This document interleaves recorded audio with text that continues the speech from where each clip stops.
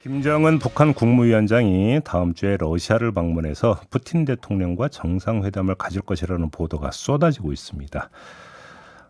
이 자리에서 무기 거래 문제뿐만 아니라 북러 연합훈련 문제까지 논의되는 게 아니냐 이런 전망이 나오고 있는데요. 홍연희 전 국립외교원장 연결해서 진단을 해보도록 하겠습니다. 나와 계시죠? 네, 안녕하십니까? 안녕하세요. 러시아 방문은 확정됐다고 봐도 되는 겁니까? 아직 공식 발표는 어느 쪽에서도 없는데요. 예. 미국에서 이거 가지 말라고 또는 그 효과를 좀 반감시키기 위해서 사전에 이렇게 정상회담 일정을 자신들이 가진 첩보를 이용해서 이렇게 보도를 하고 흘려가지고 이제 언론에서도 나오고 했는데 네. 북한이나 러시아나 부인은 안 하고 있고 푸틴 대통령이 12일 날 정상 행사가 있거든요. 그 블라디보스톡의 동방경제 포럼이라고. 예. 예, 그 푸틴 대통령이 그 모스크바가 유럽 쪽에 있기 때문에 네. 이 극동 지역이 굉장히 낙후돼 있거든요. 예. 그래서 이쪽을 개발하기 위해서 그 붐을 일으키기 위해서 한 10년 전부터 계속해서 이제 매년 푸틴 대통령이 참석하면서 극동 지역 개발을 위한 이 회의를 하고 있는데 네. 올해도 12일 날 참석하겠다는 건 발표했습니다. 그러니까 12일 날 블라디보스톡에 푸틴이 오는 게 확실하고요. 근데 북한이 육로를 통해서 김정은이 쉽게 갈 수 있으니까 네. 4년 반 전에 김정은이 기차 타고 와서 푸틴을 만난 적이 있거든요. 네. 이번에도 갈 가능성이 매우 크다. 그러나 제가 확신할 수는 없고요. 그렇죠. 김정은이 그 신변 안전을 굉장히 중요시하기 때문에 네. 미국에서 당신이 가고 있는 걸 다 알고 있다라고 이렇게 어떻게 보면 적국에서 알고 있으니까 김정은이 자기 신변 안전을 위해서 안 갈 수도 있을지 모른다는 생각도 들긴 합니다. 그렇지만 알겠습니다.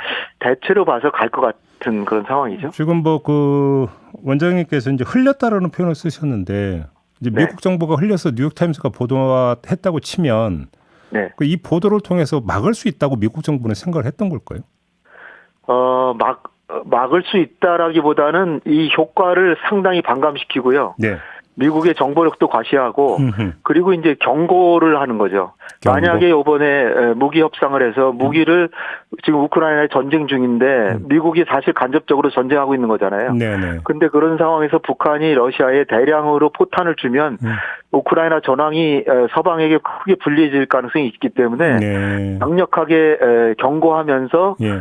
이런 거 언론과 미국 정부가 어떻게 보면 협력하고 있다 이렇게도 볼 수 있겠습니다. 근데 한참 전에도 북한이 러시아에 포탄 등을 제공했다는 보도가 나온 적이 있었잖아요. 네, 작년 말에 지금 사망한 프리고진이 예. 이끌고 있는 바그너 그룹에다가 줬다라고 하는 거고요. 그건 확인이 됐던 사실입니까? 어떻게 됐던 겁니까? 그 확인도 이제 위성에서 사진 찍은 핫산역의 그 열차에 뭔가를 실었다. 이 정도고요.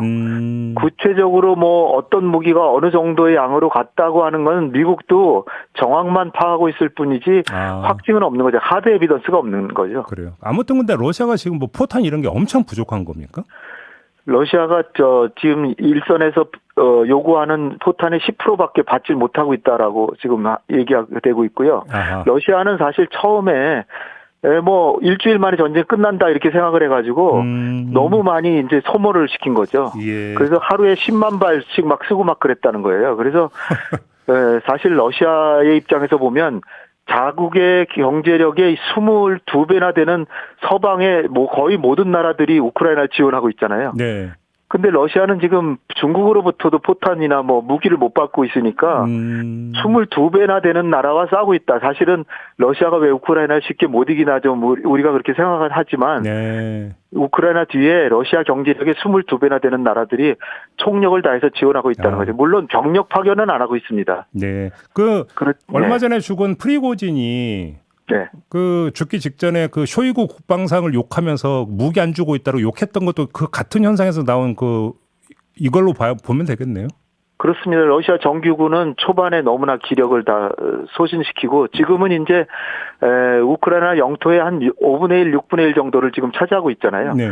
그 지역을 수비하기 위해서 여기저기 이제 방어선을 치고 한 1번, 2번, 3번까지 방어선을 치고 있는데 1번 방어선을 지금 우크라이나가 뭐 지금 돌파했다 뭐 그거 가지고 뉴스를 하고 있는데 2번, 3번 방어선이 훨씬 더 강력하거든요. 네. 그러니까 지금 러시아는 수비에서 장기전으로 가면서 아무래도 우크라이나보다는 러시아가 국력이 크니까 이 정도에서 휴전해서 지금 빼앗은 땅이라도 뺏자. 그런 전략을 갖고 있는 것입니다. 근데 북한은 그 포탄 이런 게 넘쳐납니까? 북한은 뭐 군사국가고 계속해서 무기 만들고 하는데 예. 지금은 북한이 핵을 중점으로 한 전략을 가져가고 있기 때문에 사실 예. 북한이 상대로 하고 있는 게 우리나라도 상대하자 미군을 상대하니까 네. 미군한테는 핵으로 억제한다 이런 생각을 하고 있고 그러니까 수십 년 전에 만든 포탄이나 이런 게 뭐 전국 전역에 넘쳐나는 거죠. 그러니까 이거를 낙후된 포탄을 주고 그리고 이제 새로운 포탄으로 그걸 갈면서 미국도 마찬가지입니다. 미국도 자신이 가진 엄청나게 많은 낙후된 그 포탄이나 이런 걸 우크라이나 주고 자기는 새로운 걸 개비하고 그러면서 이제 북한은 식량도 없고 위성 정보도 없고 북한이 뭐 위성은 날렸다고 하지만 위성 정보가 전혀 없잖아요. 그러니까 한미일은 미사일 방어 같은 걸 공동으로 하고 그 위성 정보 같은 걸 갖고 있는데 북한은 남한에 대해서 위성으로 보고 있는 게 없잖아요. 그런 위성 정보도 없고 공군력이 남한한테 훨씬 열세인데 이렇게 미국 29 같은 거 소련에는 지금 러시아에는 남아 돌거든요. 네. 관리가 어려울 정도인데 그거 그 공군력을 강화한다든지 또 뭐 지금 북한이 저 대륙간 탄도탄 대기권 재진입 기술 이게 6천도 이상을 견뎌야 되는데 그렇죠. 러시아는 뭐 1도 아니기 때문에 이런 걸 준다든지 서로 필요한 게 서로 너무나 많기 때문에 이런 걸 서로 바꾸자는 거죠. 그러면 얼마 전에 쇼이구 국방장관이 북한을 방문을 했었잖아요. 그러면 이미 그 자리에서 대략적인 합의는 이미 도출이 됐다고 봐야 되는 겁니까? 대체적인 합의는 됐다라고 여겨지고 있고요. 이게 정상끼리 만나서 사인하는 것만 남았다. 뭐 이렇게 보고 있는데 그러니까 정상들이 만나는 건 이미 예견된 합의문에 서명하는 거거든요. 그렇죠. 그렇기 때문에 쇼이구가 갔을 때 중국에서는 별로 그렇게 대단한 인사가 간 거 아니잖아요. 하원에 중국에 그냥 하원 의장 정도가 한 거거든요. 근데 국방장관은 뭐 그 대단히 중요한 직책의 그 인사가 갔고 김정은이 그 무기 전시회도 같이 이렇게 관람하고 그리고 자기 마치 무기를 팔 것처럼 이렇게 자기 무기 과장해서 선전도 하고 했기 때문에 제가 볼 때는 뭐 가는 거는 기정사실인데 미국은 최대한 막아보려고 하는데 중요한 것은 미국이나 우리가 러시아나 북한에 대해서 최대한의 지금 제재와 압박을 가하고 있기 때문에 더 이상 가할 제재와 압박이 별로 없다는 거죠. 제가 좀 그러니까 바로 그걸 여쭤보려고 했는데 그러면 별다른 뾰족수가 없다는 겁니까? 미국이나 우리 정부 입장에서는? 그러니까 사실 우리 정부의 정책이 북한이 핵으로 우리를 위협하고 있으니까 핵 억지력을 강화하기 위해서 미국과 협력하고 이런 건 사실 뭐 당연한 거고요. 당연한 건데 반대쪽이 너무 없는 거예요. 문재인 정부는 약간 회담하는데 너무 지나치게 했다라고 지금 정부가 얘기하고 있는데 그러면 지나쳤다 그러면 그래도 노력은 좀 해봐야 되잖아요. 근데 한미 정상회담 하는데 북한하고 회담한다 뭐 이런 내용은 한두 줄밖에 없고요. 거의 북한하고의 대화는 완전히 뭐 1% 가능성밖에 없는 거 아닙니까? 그러니까 북한이나 러시아나 한국에 대해서 그 기대가 거의 이제 없어지는 그런 상황이고 그리고 또 하나 아주 중요한 거는 중국이나 러시아가 그 지난 정부 때는 한국하고 전략적 동반자 관계였잖아요. 지금도 뭐 형식적으로는 전략적 동반자인데요. 사실 말이 전략적 동반자지 거의 적대국 수준으로 점점 악화돼 가지고 근데 북한에 대한 안보 억지력을 지금 증가하는 거는 그래도 다행이지만 그러나 중국이나 러시아는 거의 초강대국과 강대국인데 우리보다 훨씬 강하잖아요, 군사력이. 그런 나라들이 우리에게 우호적인 상황에서 적대적인 상황으로 지금 바뀌고 있다는 거 이거를 조심해야 되는 거죠. 지금 북러 연합 군사훈련까지 지금 그 전망이 나오고 있는데 이게 실현될 수 있다고 보세요? 지금 러시아는 간절히 바래서 러시아 쪽에서 자꾸 이제 합동 연합 군사훈련 한다고 하는데요. 문제는 북러 간에는 뭐 할 수 있을지도 모르는데 북한은 해군력이나 공군력이 굉장히 약한데 최근 2주 동안에 3번이나 김정은이 해군 관련 행보를 했거든요. 그리고 이제 최근에 이제 북한이 공개한 게 이 수중 핵 드론 네. 뭐 무인 공격점 네, 또는 예. 예, 전략 순항 미사일 이런 거를 함선에 배치한다 뭐 이런 얘기를 하고 있어요. 네. 그러니까 해상에서의 전략 핵을 과시하면서 러시아하고 합동 훈련할 수 있을 것 같은데 문제는 이제 중국은 어떻게 보면 러시아하고의 무역도 과거보다 뭐 한 2, 3년 내에 거의 2배로 늘었는데 네. 그 2배로 늘었다고 하는 중국의 러시아하고의 무역량이 중국과 미국의 무역량의 5분의 1밖에 안 되고요. 중국과 EU의 무역량의 10분의 1밖에 안 됩니다. 예. 그렇기 때문에 중국은 유럽이나 미국의 눈치를 봐야 되고 네. 굳이 북한하고 뭐 연합훈련을 할 필요가 중국으로서는 별로 없거든요. 그럼 중국 입장은 좀 약간 불편할 수도 있다 이런 말씀이신가요? 중국은 사실 노골적으로 지금 반미로 가면은 미국하고 정면으로 대결하면은 중국이 좋을 게 하나도 없죠. 예.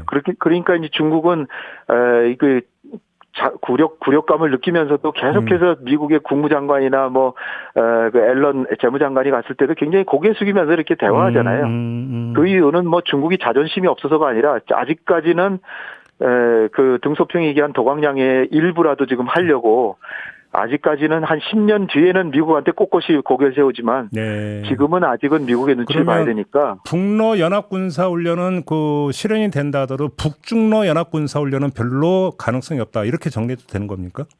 북러 연합훈련 자체도 지금 사실 러시아는 최대한의 제재를 받고 있기 때문에 러시아로서는 대외적으로 자신이 고립되지 않다는 것을 강조하기 위해서도 또 한미일 공조가 너무나 지금 준 군사 동맹으로 가고 있기 때문에 네. 러시아로서는 북한하고 하고 싶지만 북한이 또 적극적인지는 확실하지는 않습니다. 왜냐하면 북한은 자주적인 걸 내세우고 자꾸 러시아군하고 섞이면 북한에게 김정은에게 안 좋은 서방의 문화가 들어올 수 있다 이런 생각을 하고 있기 때문에 네네. 당장의 군사훈련이 될지는 지금 미지수입니다. 알겠습니다. 네, 오늘 말씀은 여기까지 들어야 될 것 같네요. 오늘 말씀 잘 들었습니다. 고맙습니다, 원장님. 네, 감사합니다. 네, 지금까지 홍현익 전 국립외교원장이었습니다.